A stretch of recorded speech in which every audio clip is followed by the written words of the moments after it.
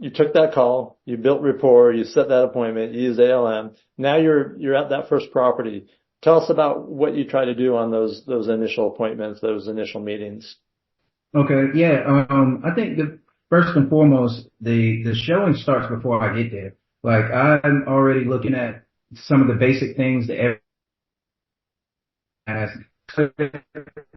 like the normal things. When I come into the home, I want to kind of have those basic things repeatable on at an instant. So it's not really a question. And a lot of times, what I'll do is I'll just tell them as we're walking through it, and then the house really sells itself. Honestly, once they know these little things, it's all about, do you like the color? It's more like, how does this feel for you?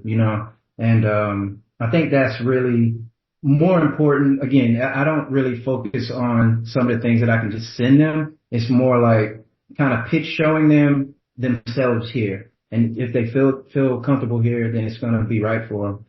Obviously the numbers, we get into those later. I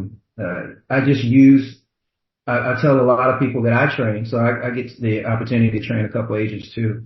And I tell them, use that first visit or the first showing as the moment to get to know them. It's not really about the house. They'll probably look at 10 more houses, so use every opportunity, those face-to-face opportunities to kind of dig into who they are. And more importantly, let them know who you are, because you're still trying to sell yourself too, I think that's kind of where I keep my heart, I know this is sales, but I tell people it's sales versus their life, so it's like finding that balance is what I try to stick to.